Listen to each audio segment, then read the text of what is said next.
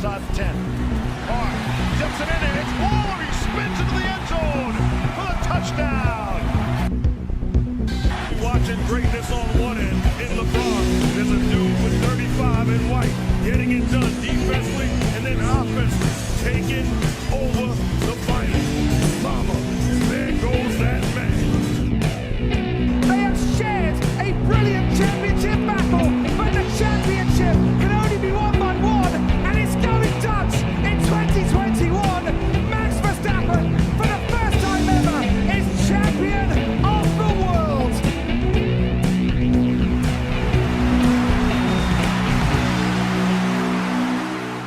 Hello everybody and welcome to this week's MILF Hunter edition of the Waterboy Experience. I am your host, the Waterboy himself, Davis McLemore, and we got a lot of scandals to talk about. We're going to go from legal to illegal to paralegal because Zach Wilson isn't Mormon, he's more moms. Deshaun Watson's punishment grows closer and closer, and so does the end for Vince McMahon in WWE, as well as nondescript motorsports and a review of the Austrian Grand Prix. Boy, what a show this is going to be. I need someone to hold this dog's head, or should I say MILF. So here is the Red Bull chugging son of a gun, the king of the Cougars himself, the CEO and CFO of Nye Productions, Mr. Jason Shaddix. Jason, how are you, my man?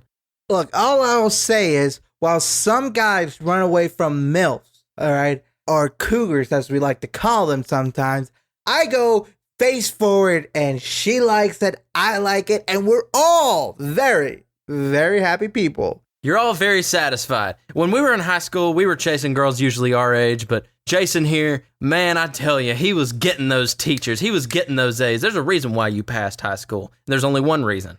It clearly wasn't for my academic studies. It's for your studies in other departments. But anyway, should we just jump right into it with the big news that broke this week? Well, there was a lot of news that broke this week, but I know which one you're talking about. And of course, it's Zach Wilson banged his mom's best friend. Woo! He might be the modern day Ric Flair, let me tell you. So, Jets quarterback Zach Wilson, like Jason said, he allegedly banged his mom's best friend. What a guy. This news broke after his girlfriend tweeted out the news. Now, it didn't quite have the effect that she thought it would, because now Zach Wilson is the biggest babyface in the NFL. I mean, everyone gained a massive amount of respect for him, and I mean, it's insane. But I mean, what do you think of Zach Wilson and the alleged allegations that he allegedly allegated?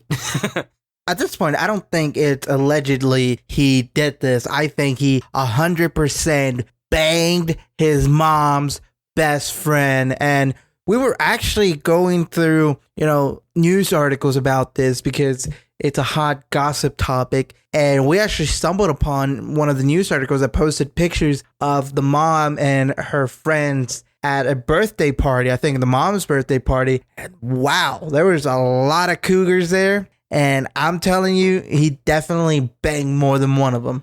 You think he banged more than one? Dude, yeah, of course he did. Look at them. They're MILFs. They're 100% mature, ripened, ready to fuck MILFs.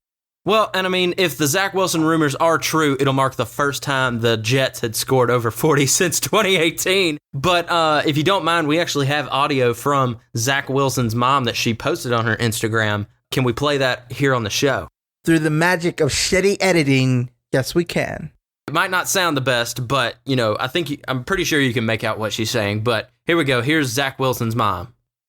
Amazing. By the way, stop calling my friends, okay? You're annoying them. You're like, Lisa, these people are crazy. I'm like, I know. Yeah. Stop calling my friends for real, though. Okay, so stop calling her friends. You think after we go off air, we should try to call one of her friends? Try to figure out who it is? Well, I got one of their numbers in my back pocket, so I think I'll just tell you afterwards. You think you know which one it is? But it is weird that this was the research that we had to do for the show. We basically went all over to this woman's Instagram page and we're trying to find out, as so is, everyone else on Instagram is trying to figure out who this is. And it's crazy because now everyone has this massive respect for Zach Wilson and even his teammates. Do you have one of the quotes that his teammates said? Not really, but one of them I do remember was laughing, crying emoji. He said, "That's my quarterback." I think it was one of the offensive linemen. I believe you're right. So, yeah, it's crazy. And I just want to see how will this affect Zach Wilson's confidence in the it season. It surely didn't affect him in a negative way. I'm pretty sure that boy was striding around that house afterwards. Gonna like when he comes out of the tunnel, he's gonna be doing the Ric Flair walk. He's gonna do the woo, and he's gonna have the big robe, the big green Jets robe, and everything. And they're gonna play the dun dun. What was the name of that song? The space landing one where it goes dun dun dun. Doom doom doom doom doom doom. Yeah, they used to play it before Elvis concerts. It was in Willy Wonka and the Chocolate Factory, if you remember. Which one? Willy Wonka. Oh, not Charlie and the Chocolate Factory. Charlie and the Chocolate Factory was the original movie, right? Yes. Okay. So then you're talking about Willy Wonka and the Chocolate Factory. Yeah, the one with Johnny Depp. But so that's Zach Wilson. That's the legal side of things. And Well, actually, before you go on, I do want to make a note, and we kind of forgot to say this at the top of the show, but our audio may be a little bit wonky because we are recording in Davis McLemore's first apartment, the first time that he has left the nest. We are in his own ground, and I have already drank all his booze. yeah, I didn't have a whole lot to begin with, but here we are. I mean, we're growing up in the world. We went from your little bitty apartment to my little bitty apartment. I tell you, it's an upgrade. I think it's smaller. Than your apartment? Well, at least the kitchen area was where we were going to record was. Oh, yeah, that's true. I mean, we were recording in your living room. That's true. Now we're recording in your future brother-in-law's bedroom. Yeah. So now we're moving from the legal to the illegal. Or should we say barely legal? It depends on how old he was. We need like a confirmation of how old he was when all that happened. I'm pretty sure he was legal. I mean, look at him. He's such a baby face. He's got that, baby face. He doesn't look legal. He doesn't look legal. And he's got those beautiful baby blue eyes. Ooh. Okay. So calm down there, hot stuff. Hey, look, just because I've been drinking and I've been known to make bad mistakes while I've been drinking does not mean that, a penny. We can confirm here live on the show, Jason Shaddix has a crush on Zach Wilson. As does his mom's best friend. Does everybody. But anyway, so we're going to go from... Wait. Before we move on, I want to... Can I move on at all? No, you cannot move on. Here's one thing. Does his mom know who the best friend is? I have to assume she does. But, a lot of people have, we're all best friends, we're all this. So what if she's got like 3 or 4 best friends? So here's the thing. Well, yeah, girls are really, like they say best friend in a very loose manner. But here's the thing. And I was thinking about this earlier. If you were a mom and your best friend banged your son, would you be mad at your best friend? It depends on how long the best friend has known the mom's kid, because if she knew him since he was a kid, like 8 or 9 years old, then yes, it's a little bit creepy, I believe. All I can say is all of their husbands are on high alert now. Better watch out for Jason Shaddix. He's coming to strike back. Jason Shaddix is moving to Utah. MILFs, be aware. Mormon MILFs, be aware. Wait a minute. He's from Utah? Yeah, he's from Utah. He's Mormon. Hell no, I'm not going there. More moms. Last time I met a Mormon, I got stuck with you, so I'm not making that same mistake again. Last time I met a Mormon, I spent a week in... Anyway. He had to use a pillow, a donut, for his asshole after that. Ooh, let me tell you. But anyway. Or was that after your girlfriend took you to Catholic church? Can we move on at all? All right. Joe is going nowhere. Well, I don't really want to go forward because I don't really have a lot of notes and I'm just drunk and I'm trying to... So you're stalling. That's what this is. I'm stalling for time. That's exactly what I'm doing right now. So we're going to go from barely legal to illegal. What do I have to do with this? Shut up. So the NFL, instead of initially interviewing 5 accusers in the Deshaun Watson case, made the move to cut to just 4. Now, the reason for that being the 5th case didn't have any real substantial evidence, or at least it was one of these things doesn't look like the other type scenarios. And, it wasn't enough as the other 4. And the rumor is that a ruling should be made at some point this week, roughly, or at least we can hope. So... probably, I guarantee you what's going to happen. We're going to get done recording, and then they're going to come out with it an hour later after we record. Well, actually, something that I did hear, and I think I read it in the Daily Mail, so take this with a grain of salt, is that one of the cases is being dismissed, and I think it might be the one you're talking about, not because of lack of... The fifth case, not because of lack of substantial evidence, but because they have a recording of one of the women's kids talking about it. I haven't heard anything about it. I thought you did because I sent it to you, but there may be like inconsistency with that one. So I'm not 100% sure, but it's something to note. It wasn't from the original source. It was from the kid. Exactly. But apparently it was enough to dismiss that lawsuit. At least that's what I believe. Again, I didn't really read the article, but we'll come back and check on that later on in next week's episode. What do you think the punishment should be for Deshaun Watson? Well, obviously he should be fired from Cleveland Browns. After that, it's kind of hard for me to say because I'm not a judge. I'm not acquainted with the laws. Obviously, there's a set amount of time you have to serve in jail for acts. But if it is proven that he did, those 4 acts at least, because the other ones have been settled, I think he might get maybe 5 years in jail. But he'll definitely be registered as a sex offender, and that'll follow him for the rest of his life. The thing is, if you're the Cleveland Browns and you allow a sex offender to play on your team, that's shitty. It is, and I mean, we've been talking about it for a few weeks now. We jokingly call this the Deshaun Watson podcast. But I mean, the Cleveland Browns, obviously, they don't think that there's enough evidence that he's guilty. They don't think that he'll be acquitted. Acquitted means that you're not guilty. Well, not acquitted. What's the other one? Indicted. Yeah. So it'll be interesting to see if we get a result to like the case and see if this goes any further, if he's arrested or something like that. Definitely, if this goes further, there'll be appeals done if there's not a settlement, but a ruling. But like you said, it'll be very interesting to see, and more than likely, it'll come out after we finish editing. Well, the decision, of course, I was talking about was the NFL's decision on what to do with them. So that's a completely separate thing from the legal side of things. So, and I'm really curious about what the NFL wants to do because we have, like we said last week or the week before, we have heard rumors that they probably only want to suspend him for about 8 weeks, 6 to 8 weeks. And that could be really controversial if they decide to do that. It definitely sets a precedent, and it's not a precedent you want to do, especially after a few years ago, you suspended a player for an entire season for gambling on games. So it's going to be interesting. I think what it's about favoritism. It is. It's definitely, I mean, the NFL doesn't want to get its hands dirty. They don't want to ruin their perfectly clean image, or so they can. But yeah, like I said, it'll be interesting to see what happens. I don't think there'll be much development in the next few days. I think it'll take a few weeks, usually because cases like this, they have to be diligent. Yeah, and I mean, right now we just play the waiting game. We have to see what decision they make, but there's still, as it stands, there's still 4 allegations that are ongoing that could get him indicted.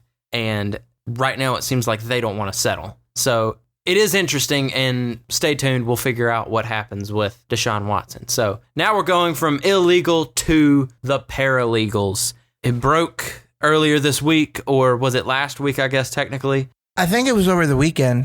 Over the weekend, Vince McMahon reportedly paid 4 women the sum of $12 million in hush money regarding the whole scandal, the sex scandal. Remember, the first woman was paid $3 million and signed an NDA. One of these women that were paid in the sum of $12 million was paid a total of $5 million.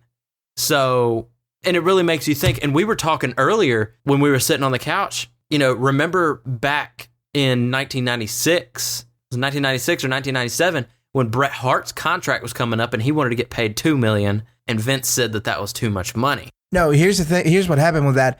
Bret didn't want $2 million. He was given a contract worth $2 million by Vince McMahon, and Vince McMahon told him later on, I can't afford to pay you $2 million. Right. Okay, so he was already given the contract, and Vince McMahon needed to negate the contract because he couldn't afford it. Yes. He had been in money trouble beforehand.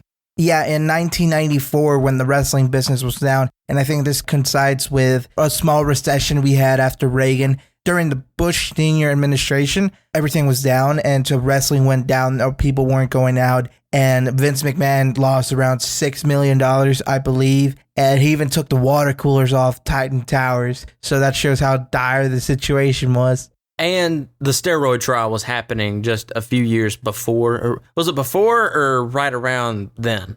It was around that time. I think it was 92, 93, because Hogan was still in the WWF. Yeah, and Hogan left, 94, 95? I think it was late 93 because he was in the one of the few episodes of Monday Night Raw when it first started air. That's right, yeah.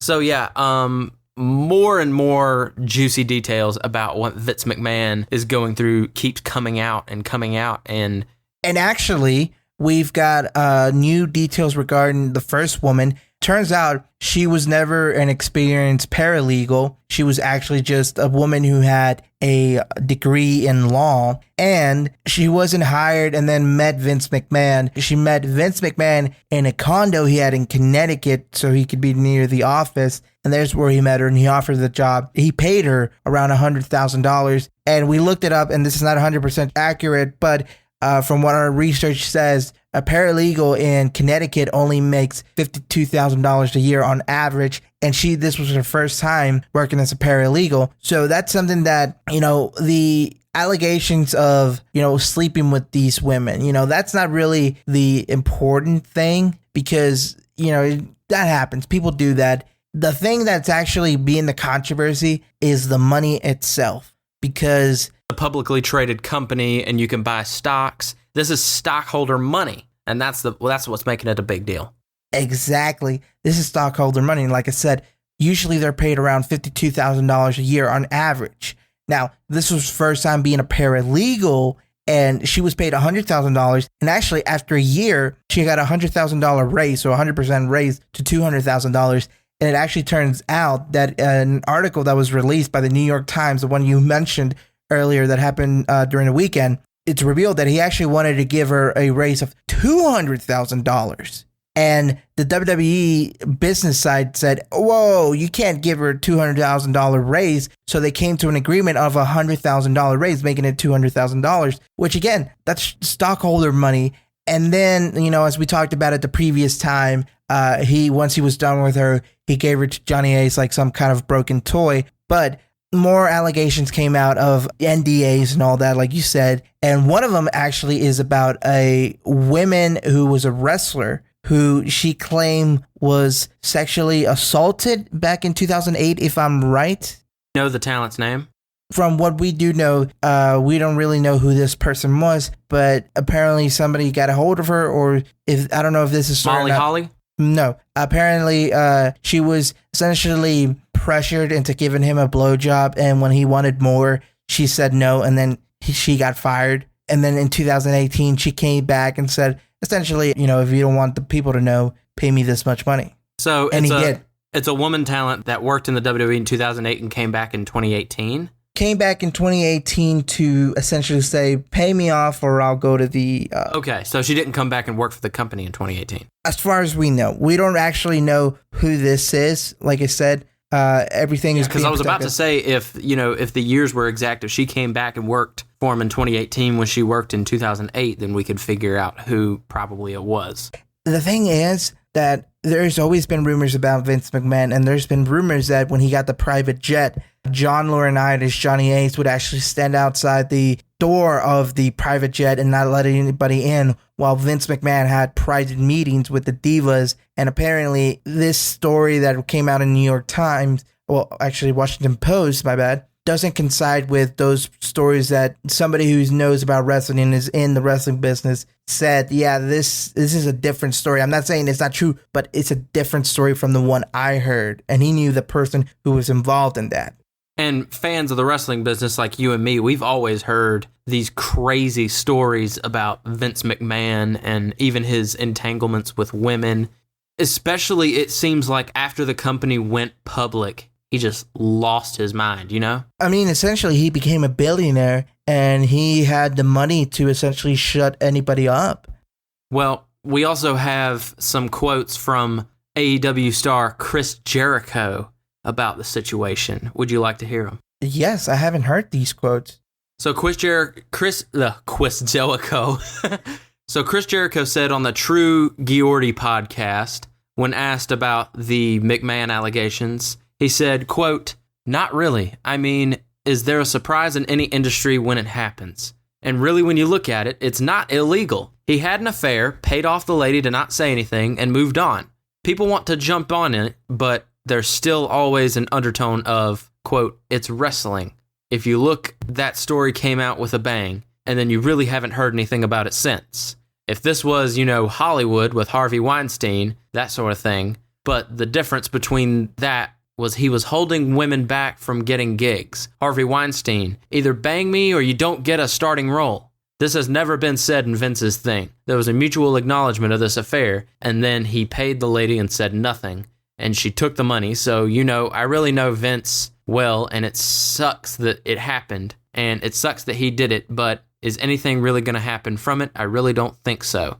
Chris Jericho then reiterated that despite thinking McMahon's actions are morally wrong, he doesn't think that WWE boss will suffer any long-term damage, saying, quote, "I think it'll come and go, and once again, is it morally right? Absolutely not. Is it legal? Is it illegal? No. Is it something that's going to get him in real trouble? I don't think so. Because once again, unfortunately, it's just Vince McMahon. It's just wrestling. Of course, he's going to do that. So I think things come and go and they happen, and it's too bad, but I really think it doesn't really matter in the long run.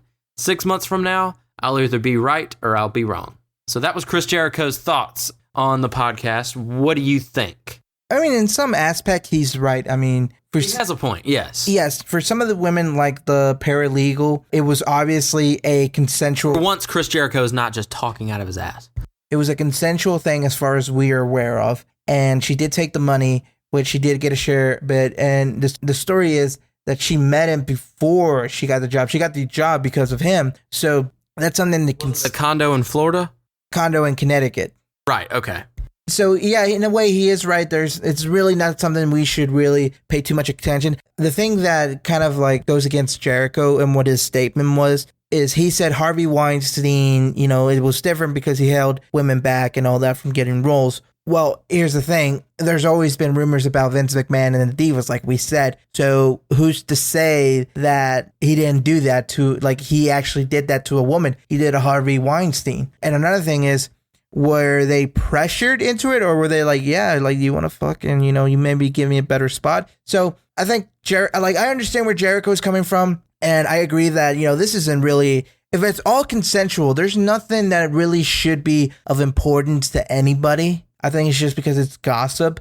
But when it comes down to the money and the company, that'll be very interesting to see, because Vince McMahon runs that company like it's a private organization, but it's not. It's a publicly traded company, and you have to deal with chairmen and you have to deal with stockholders who, want more money back than they gave into the company. You also have to think about the Fox deals and the NBC deals. How does this make them look? If it's all consensual, then they really won't care. Now, if there's a Harvey Weinstein in there where he would, hold people back and do all that kind of stuff, or as we've heard, rumored really, he sexually assaulted a woman, then that's okay, you really have to get rid of this guy. You really, we can't be associated with this. So that's the thing. But if, like I said, if it's a consensual thing, in about 6 months, people will not give a damn.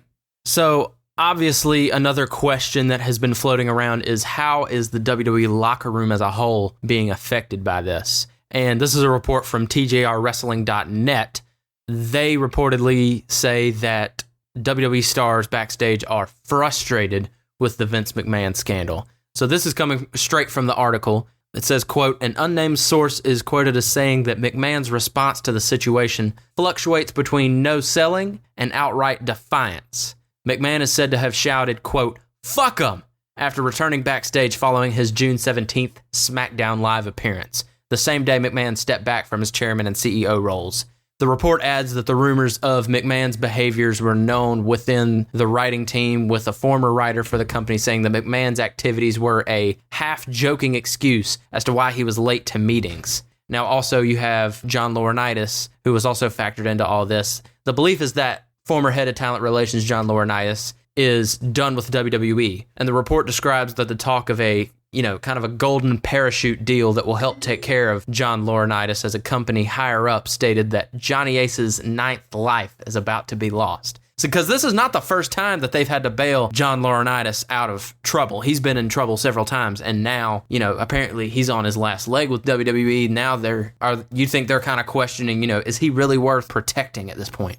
Interesting. I didn't know about the 2012 where Johnny Ace was actually a woman came out and said that, he was essentially sexually assaulting her. Yeah, I didn't know about that until Jim Cornette mentioned it on the recent episode of The Experience. Exactly. And they had to bail him out. And it was actually, what was it, like a few $1 million that they had to pay off. So definitely Johnny Ace, he's not an integral part of the WWE, and he's going to get the boot. It's simple as that. He has to. Yeah, he has to. He has no real big importance there. He was just given a job because he's a Vince McMahon guy. He'll do what Vince... He looks good in a suit and tie, and he has a nice smile. Exactly. Other than that, there's no reason to keep him. So I think he'll be fired. Now, as for Vince McMahon, that's a hard thing because he owns, a great majority of voting power in the shareholders because he's actually got stock B shares, which is more like private investor shares compared to stock A, which is what everybody can buy on the market.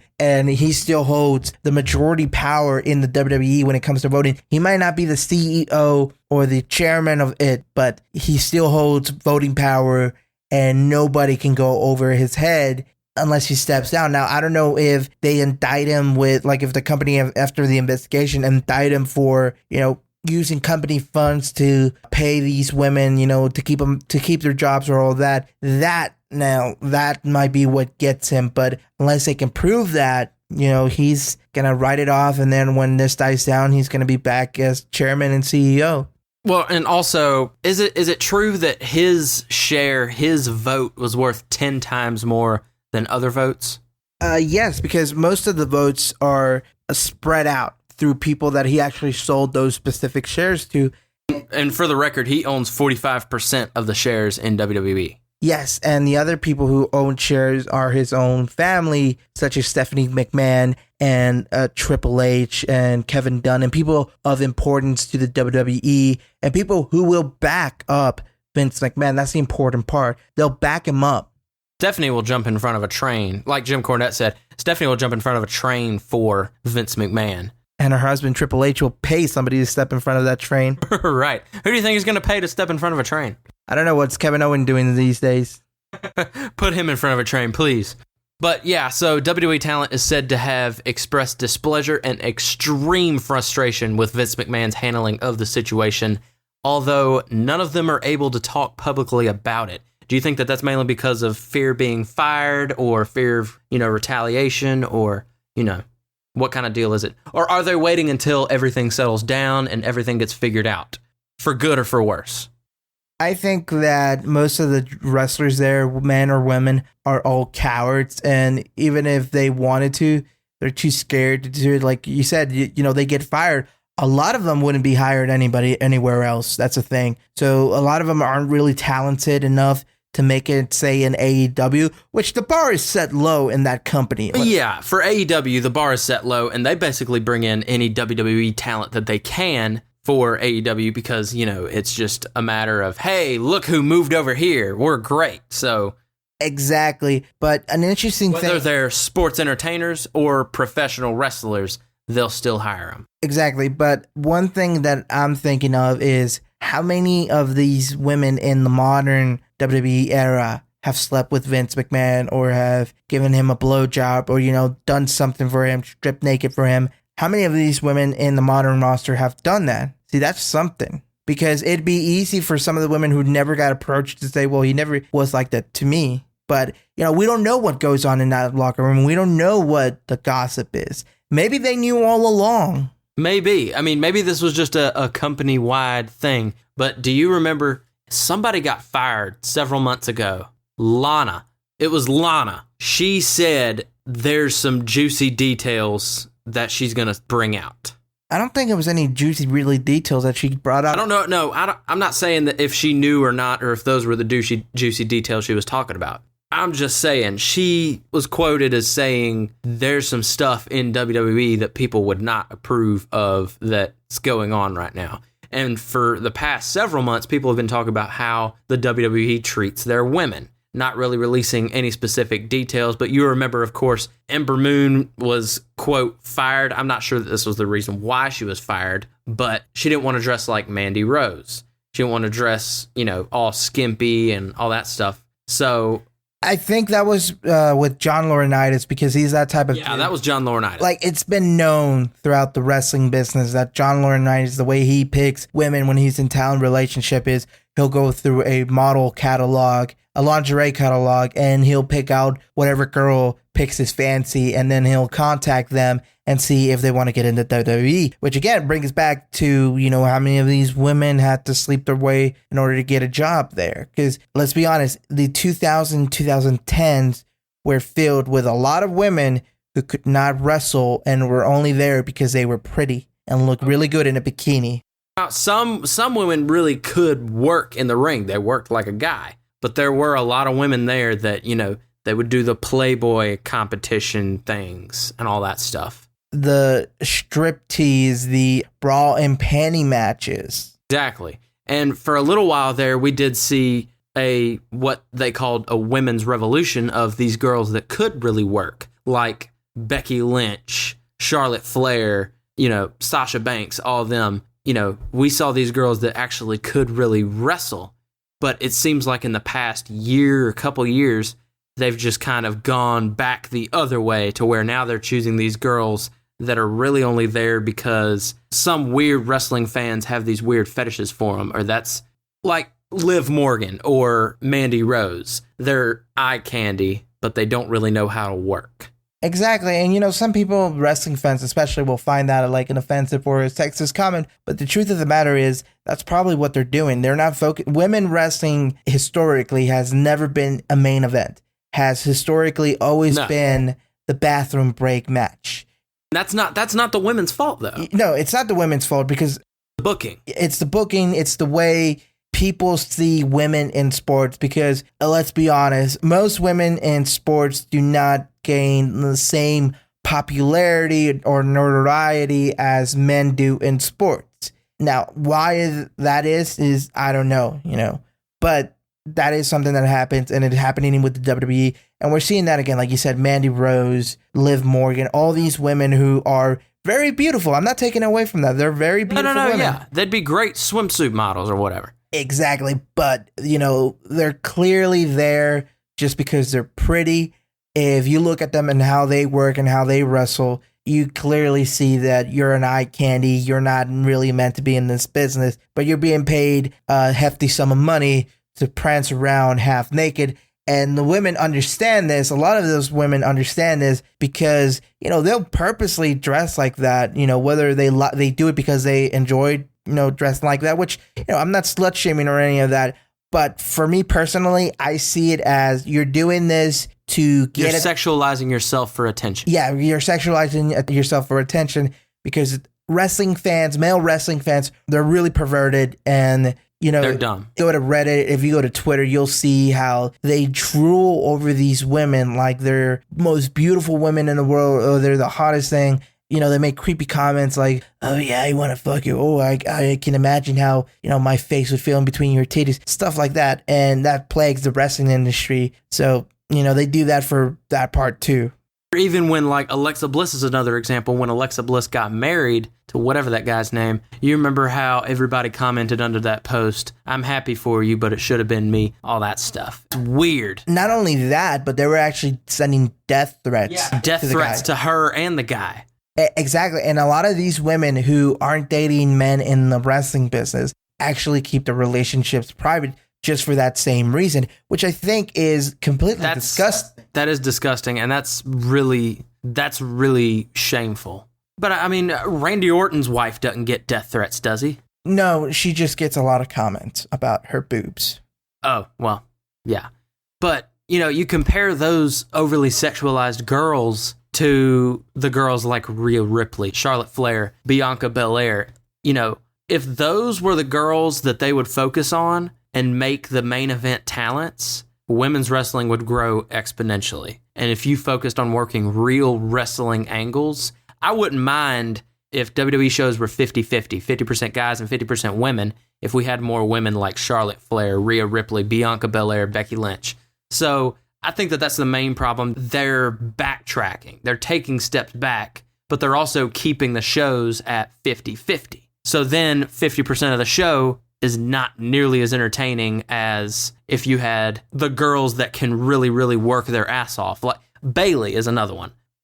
And then also on the other side of the spectrum, the guys are also just boring just because they don't know what they're doing with the guys. Yeah, but I mean, either way, the wrestling fans, we know they'll sexualize the women. They sexualize Bayley. They always find a way to do that. Yes, they'll comment on something, and like I said, it's disgusting, and that's what we'll do. But I don't care if they're very pretty women, but I do care if they can wrestle or not. If you can wrestle, look, I don't care how pretty you are. You're not entertaining to me. You're not something I want to watch. You're literally the bathroom break, and it goes for the guys as well. If you're not a good wrestler, if you're not keeping me glued to the screen, you're the bathroom break. But WWE is taking a turn back, and they're going back to this diva era where it's all about bras, panties, and all that, and seeing girls' cleavage and all that, because we are seeing that girls are being more risque in their outfits. And like Ember Moon said,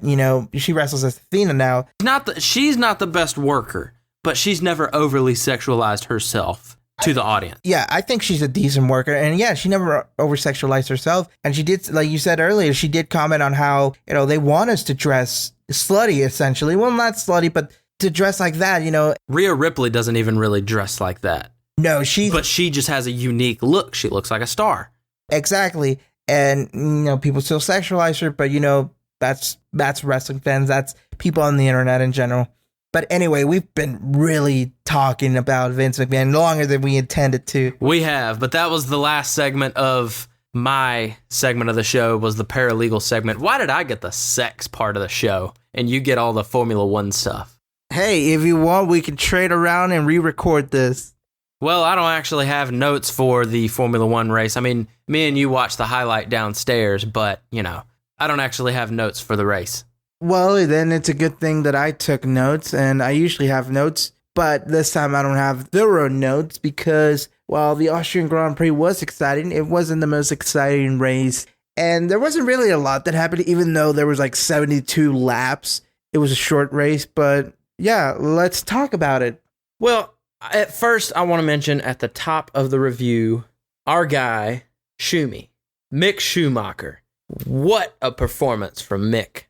Exactly. What a huge performance. And let's skip free practice and qualifying and actually go into the sprint race, which isn't the main race. It's just a little thing Formula One is trying out. But in the sprint race, we started to see Mick turn it on. Towards the end of the race, he was fighting Lewis Hamilton for the last remaining point. And boy, did he make the 7-time world champion sweat. He was probably thinking, this is the spirit of Michael right now, getting back at me for breaking his 7-time world championship record. No, yeah, definitely. And I mean, it was such a close fight. And if you would have told me like a few weeks ago that Mick will be fighting really well with Lewis Hamilton, I would have called you ridiculous. And it's not only been Lewis Hamilton, it's been Fernando Alonso, 2-time world champion, the one who actually dethroned Michael Schumacher, Max Verstappen, 2021 Formula One world champion, and Lewis Hamilton, 7-time world champion, who he'd be fighting hard and nearly succeeding in beating them. And you explained to me the reason earlier. What was the reason why Mick wasn't able to catch back up with Lewis? Well, during the sprint race, it's a short race. There's around 23 laps, 24. So you really don't About half the length. Less than half the length, about 25% of it. But he was behind Kevin Magnussen, and actually he would say, guys, I need Kevin to can you tell Kevin to slow down? I need DRS to stay ahead of Hamilton. Well, the team didn't feel that he needed it right away. By the time they told Kevin was like, well, what the fuck? Hamilton just passed me, or is getting close to passing me. So Kevin blamed the team too. He was like, yeah, I would have let him pass. Yeah, that's what he said in the post-sprint race interview. He's like, I didn't know until afterwards. I know it was already too late. I think Mick has to go somewhere other than Haas. I don't think Haas is treating him right. That's true, but for the longest... They blatantly make these mistakes, and it's just like, not upgrading the car for, half the year. It's ridiculous. In about 2 weeks' time, we're going to get the first real big upgrade from Haas at the Paul Ricard Grand Prix in France. You think we could see a Mick Schumacher win, his first win in Formula One? If he can keep the car from, essentially getting out of bounds, because that track is mostly runoff area. There's like so many points where you can exceed track limits. And that's actually something that the drivers were dealing with throughout the entire week. And that's track limits. The new stewards aren't doing that well of a job because there are certain areas on the track where the drivers are going past the white line, but it's like everybody's doing it. And it's throughout the race, it was 43 times that the drivers were giving warnings about track limits. And that's a ridiculous number. And quite a few guys, I think 4 or 5 got... Sergio was one of them. Sergio Perez was one of them. Lando Norris was the one who got a time penalty. Pierre Gasly got a time penalty. Zhou Guanyu got a time penalty. I can't remember who else got a time penalty, but even Lewis Hamilton got a black and white flag saying, hey, don't go over the limits. And he got on the radio during the race and he said, when did I go over the limits? And it's just because those cars, those new bigger tires with the bigger rims, 18-inch rims, and the new, not the new, but the cover, the wing cover for the car. You know what I'm talking about, right? Yes.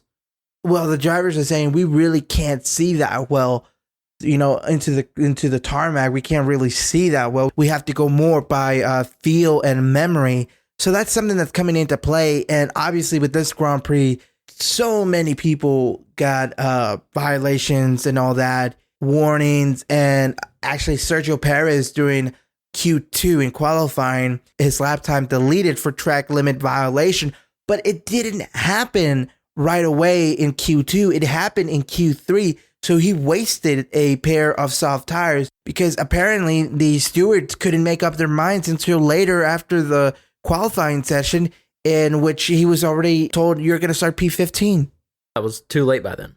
Exactly. So this year has just been plagued by a lot of issues with the FIA new racing stewards. Like, they can't make up their minds, and even the drivers are frustrated because, every race there's almost not a new, but a different racing director. Different obstacle. Like that. A different race director, and they're all going like, we can't hold them accountable for, like, why did you make this call where obviously this was not the case and all that. They can't make that because the race director isn't there. And actually, Sebastian Vettel got a $25,000 suspended fine because during the drivers meeting that they had on Friday, things got really heated and he just stormed off. And he's like, fuck this, I'm not dealing with this. And he left. And they gave him, like I said, a $25,000 suspended fine, which means that if he does that again, he's going to get charged $25,000 because they say you can't leave. You're not allowed to leave until it's done. But there's just been so many issues with these new racing stewards, new racing directors, that it's a bit ridiculous. I mean,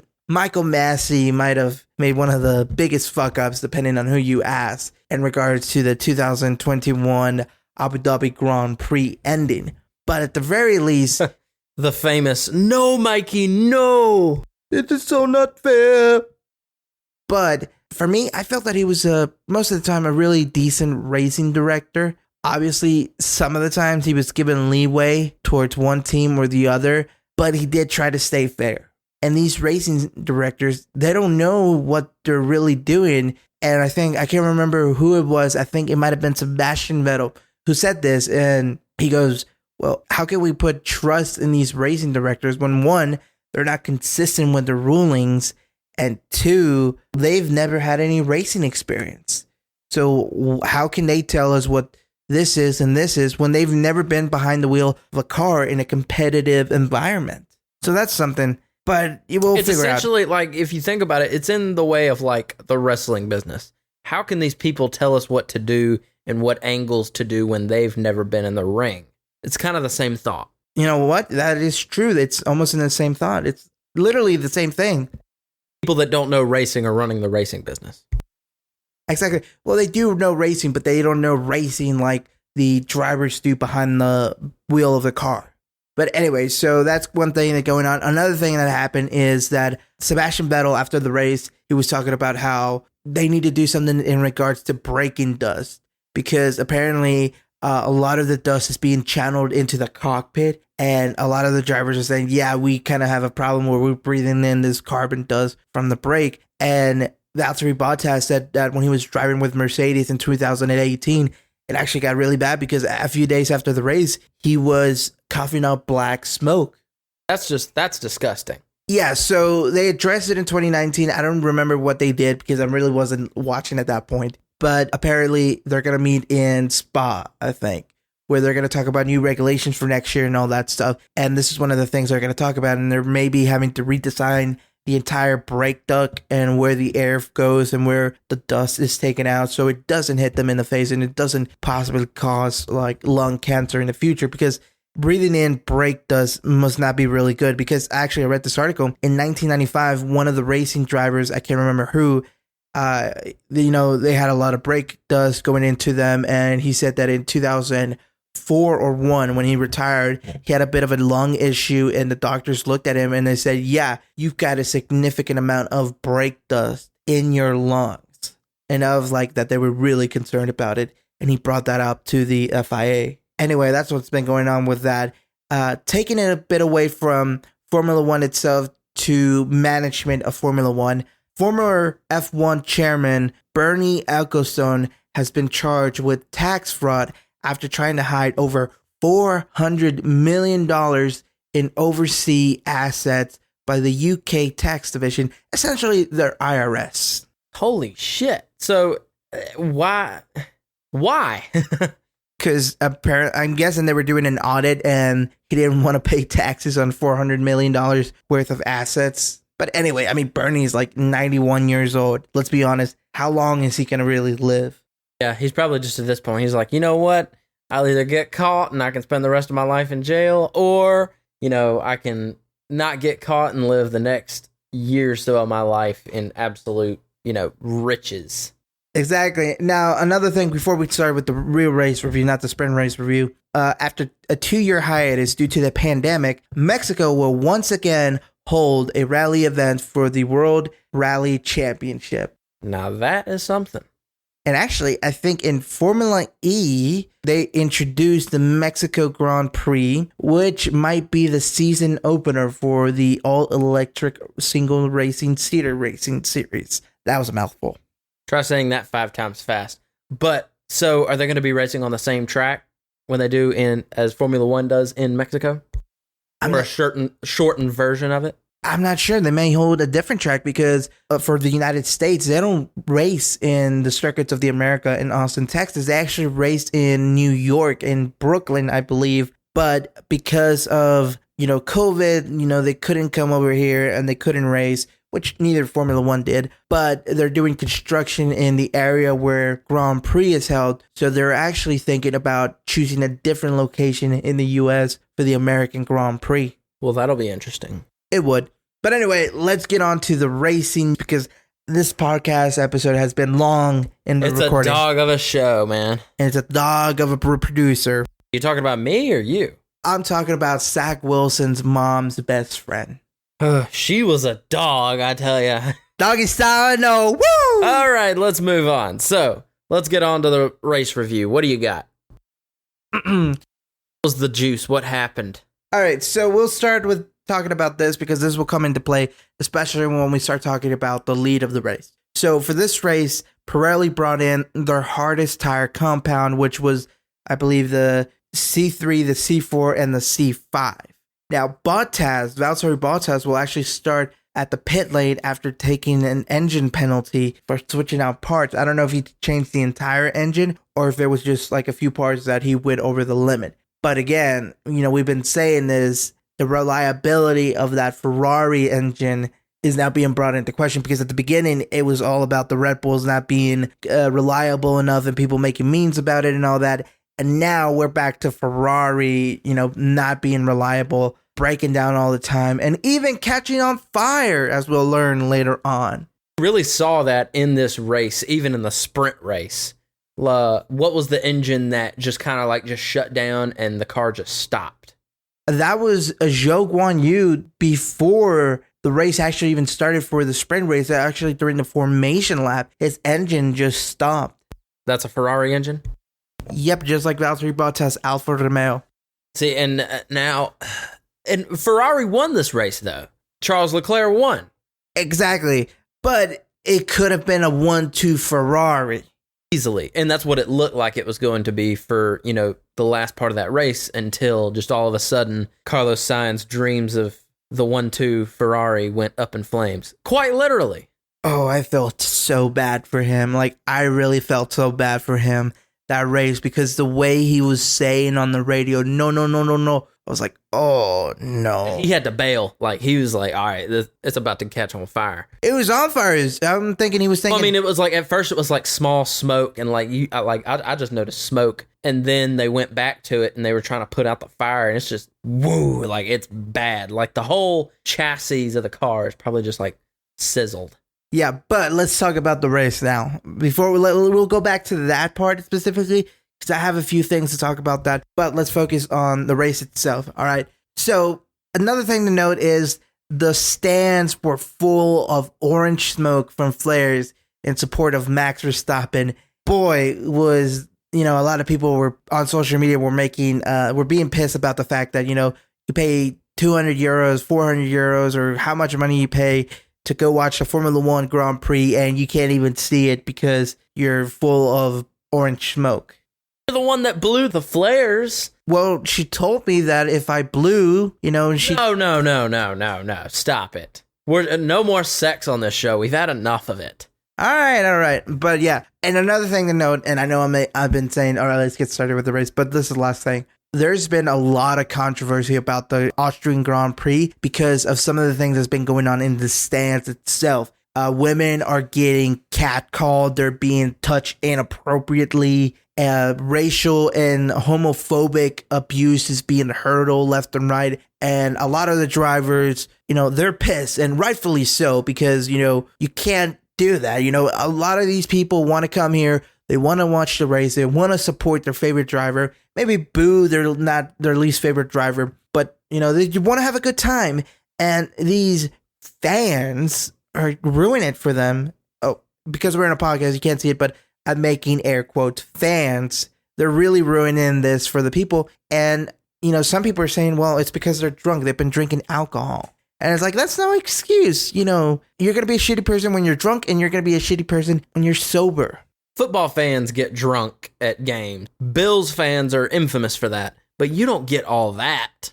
I mean, you don't get all these racial slurs and all these, even sexist slurs or whatever they're saying. That's just a matter of the quality of fans and the quality of people you have in the stands. Yeah, and I mean, the Bills fans leave halfway through the game to go beat the traffic. Yeah. But yeah, the drivers want action. They don't want words. They want action. And I 100% agree with that. You shouldn't touch a woman's breast if she's not okay with it, No, not at all. I mean, especially like, I'm not saying alcohol didn't play a factor into it, but it really shows you like what kind of people these are that you're dealing with. Exactly. But now, let's move away from that. Now, finally, let's get to the race. Exactly. All right. So, green light. Okay, we got green lights. The race start, and Max, like always, he gets a great start, tremendous start. He goes past both Ferraris. They can't catch up to him. Carlos Sainz goes wide into turn 1 and leaves the track. Meanwhile, going into turn 4, and later on in the same lap, going into turn 4, Checo Perez goes for an overtake on George Russell. But Russell hits the side of Checo's car and sends it into the gravel. Checo saves the car, but the front wing is damaged, and he's got a huge hole in his right side pod. For this incident, George Russell was given a 5-second penalty, and Checo had to pit at the end of the first lap. And from here, he would not recover, and after only 8 laps, he is lapped by the leading cars and would eventually retire from the race. So that one accident basically, messed up the car for the rest of the race. Yes, while you could recover from a broken front wing because they can change those, the hole in the side pod, that just ruined the downforce you got, and downforce is very important for these modern Formula One cars. But yeah, especially for the speed of the Red Bull, that's one of the more contributing factors is the aerodynamics of the car, and that was a drag. So he fell behind. Even before he retired, he fell behind big time. Yeah, they retired him mostly because they saw there's no point in actually racing, because when he was done, like I said, he got lapped by Max Verstappen, by Carlos Sainz, and by Charles Leclerc, the leading drivers. His car was, I think, over a minute behind the entire pack. I mean, he was dead last by a long shot. Yeah, so, they had to retire him. Now, Mick Schumacher in lap 2 passes Lewis Hamilton in turn 1. This marks the real beginning of Mick's most aggressive Formula One race to date. He just opened it up and boom, the demon was unleashed. It was shades of his father. You could have convinced me Michael Schumacher was driving that car. He was doing so good. Exactly. So, I'm really proud of Mick. And on lap 12, Charles Leclerc took the lead on turn 4, and 2 laps later, Max Verstappen pits for fresh tires. Now, something to note is he was struggling with tire degradation the entire time, and that's why he was losing so much time to the Ferraris, was because he had to conserve his tires the most he could. Otherwise, he could have pushed as much as he wanted, but they would have been gone within 5 or 8 laps. And he was on the medium compound because nobody started on the soft compound. So that's just an interesting note. And the next lap, Lewis Hamilton fights back and gets in front of Mick Schumacher and his teammate Kevin Magnussen. And on lap 25, and we saw this, it was really cool, Kevin Magnussen, Fernando Alonso, Lando Norris, and Zhou Guanyu and Mick Schumacher were fighting for track position. And it was just a really cool moment throughout the race. On lap 27, Carlos Sainz, who was in the lead because Charles Leclerc pitted, comes out behind Lewis Hamilton in P4. And at this point in the race, the FIA was just giving track limits warnings to everybody, and Pierre Gasly, Lando Norris, Zhou Guanyu, and Sebastian Vettel all got 5-second time penalties for exceeding track limits. Even Lewis Hamilton, like I said earlier, got a track limit warning. It's like, this is your second one. It's like, what the fuck? At some point, you just got to let them race. It's ridiculous when you're giving that many people penalties. That's true. Anyway, from there, the race was pretty much tame.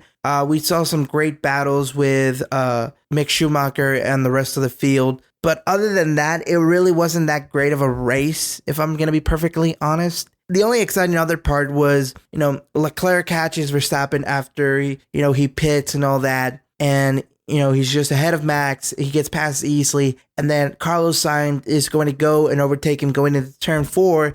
And that's when the car starts smoking. And like we were talking about earlier, the car just gets engulfed in flames. And funny enough, one of the marshals was running with a fire extinguisher. And because of the fire got more intense, he actually dropped the fire extinguisher and ran off. He got scared of the fire and said, nah, fuck that. And he turned around and ran. Exactly. But Carlos Sainz was still in the car. Wait, while the fire was going on? Yes. They got him off when the fire was starting to get intense. That's when he finally managed to get unstrapped and leave the car. So that's when he really had to just bail. Like, I got to get out of here. Yeah. So that happened. And another thing that happened, and we almost saw Max win. And this is how. Towards the end of the race, Charles Leclerc started having throttle problems. Like the throttle pedal wouldn't come out all the way. So it would, like when he was braking, it turns out he was stuck at 30% throttle. So that means he was braking, but the car was it was still accelerating at the same time. So that's why in some of these corners you would see him, he wouldn't stay quite on the inside like he wanted to. He would just kind of drift out to the outside because he couldn't brake as hard as he wanted to.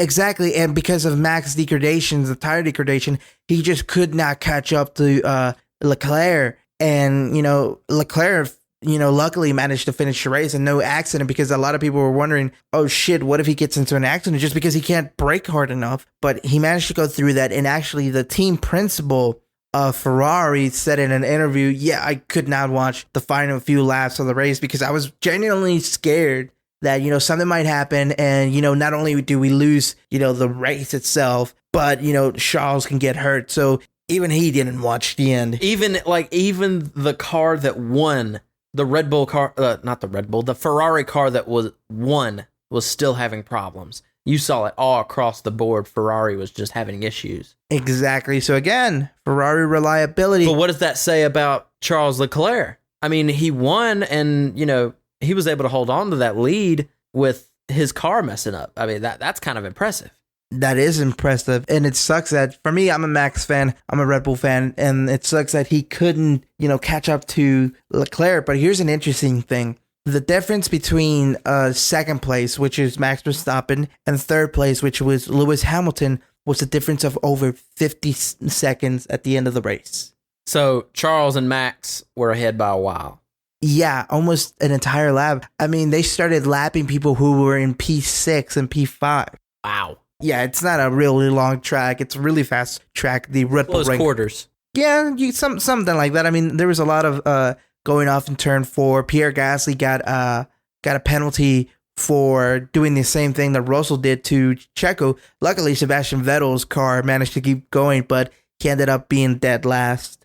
Yeah, and you even saw in the sprint race, Sebastian Vettel was having problems with his car.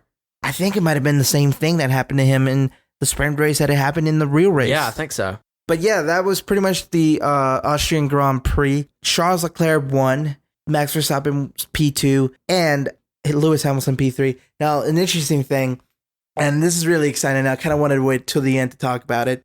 And we did talk a little bit about it, but our boy, Mick, God, this is a race where it was What a race. Yes, we talked about it a little bit, but yes, he turned it on, and you just saw, like I said earlier, the demon come unleashed, and he even beat Kevin Magnussen, and he got a P6 finish. And this is so great because, for a while, people were questioning whether Mick Schumacher was going to go the entire season without scoring a single point. And then at Silverstone, he went to point, and he was fighting Max Verstappen for 7th place, I believe. Obviously, just fighting him for P8. And obviously, Max's car was injured at that time, but it's still very impressive. And then he was fighting Lewis Hamilton during the sprint race. He was fighting Lewis Hamilton during the actual race. And then he was fighting 5 different cars, including his teammate, and he beat them all. And he got P5. Yeah, you saw like that part they were going around a turn. There was like 5 cars all clustered together, and right behind them was Mick. And he passed all 5 cars. That was impressive. I think that, if the upgrades for Haas, if all these upgrades that they're supposedly going to do, if they make that car so much better that Mick can fight for not pole position, but podium positions, I think we might finally see the Schumacher name be brought back into the real limelight and be, as great as it was when Michael was still driving. And I mean, they haven't done, he's on a non-upgraded car right now, correct? Minor tweaks here and there, maybe a different wing. Right, yeah. But he's doing this, he's performing great on a car that hasn't had any upgrades. So I have a feeling once he gets those upgrades, we could see not just a Mick Schumacher podium, but a Mick Schumacher win, his first win in Formula One.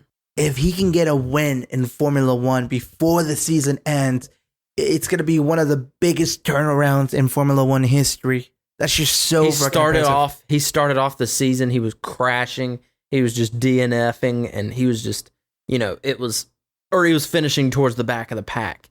And now we're about halfway through the season. Do you think he could turn it up right now and start winning, start getting points? Do you think we could see him as a sleeper for the World Championship? I don't think so, just because it's Haas. the cars for Ferrari. The Haas, the racing team themselves are holding him back. Yes, that could be said about Kevin Magnussen as well. If he had Red Bull's car, they could probably be winning championships and all that. But I don't think he will be a contender for the World Championship, the Drivers' Championship. But I do believe that he keeps this up, he might get his first podium, and maybe if the stars align, he can get his first race win. But right now, I'm hoping for a podium, and I got faith in Mick. Mick, we got faith in you here at the Waterboy Experience, and we want Mick to keep on doing better and better and better. But like you said, it wasn't a super entertaining race, but it had some moments. And I think one of the biggest things we can take away from this race was Mick is getting better. And the FIA racing directors are getting shittier. But anyway, that has been the Austrian Grand Prix. We apologize if the audio isn't up to par. We are still testing out this new room, and we're just trying to figure out where to be positioned. So the audio might be a little bit wonky, a little bit echoey, but we'll try to fix that in post-production. Other than that, you got any other news? Actually, I do. Do you remember Jamarcus Russell, the number one pick in whatever year draft it was by the Oakland Raiders at the time? That was, one of the biggest busts of all time. You remember that? I don't think it was I think it was the biggest bust of all time. Well, about that. So he was on the Pivot podcast, and he said, quote, "If you're going to call me a bust, then put the biggest on that motherfucker." He knows. That's the bad part. He knows he was bad. But this is the same guy, he came back discussing these tapes to the coaches about blitzes and all that kinds of stuff. The only thing that was wrong with that was the tapes that the coaches gave him were blank tapes, and he had a bad habit of just not watching tape. So, yeah. I've got an idea for next week's episode. What's that? For the next around 2 weeks, we're not going to have a Formula One Grand Prix. And honestly, we've been doing this for about 10 episodes, so 10 weeks. Maybe more. I'm a little bit burned out on doing race reviews just because we had 3 races almost in a row. So how about we do this, and next week we talk about the top 10 or the top 15, depending on how it goes, bust in the NFL. I'm down for that. Whether it's prospective new rookies, or whether it's players that, they traded from one team to another and they thought they were going to do real good, and then they went. Well, obviously, Jamarcus Russell is going to be at the very, very, very top of that list. But, so yeah, that's what's going on. We'll probably do that next week. We'll list off the top 5, maybe top 10 of the biggest draft busts, or just busts in general, in NFL history. Do you want to do NFL history, or do you want to do sports in general? Maybe we could talk about sports in general. I'll look some stuff up. See what we can find. So we want to mention that we want you guys to feel free to reach out to us on social media. You can find us on Instagram at The Waterboy Pod. Tell us your thoughts about the show, what you want to hear. You can ask us any questions, and we'll answer them to the best of our abilities. Share the podcast with your friends. Tell your MILFs about us, whatever. But for this week, I'm Davis McLemore, and he's Jason Shaddix. Thank you for listening to this week's episode of the Waterboy Podcast. Peace out. Second and goal just outside the 10. Carr tips it in, and it's Wall, and he spins into the end zone for the touchdown. Watching greatness on one end. In LeBron, there's a dude with 35 in white getting it done.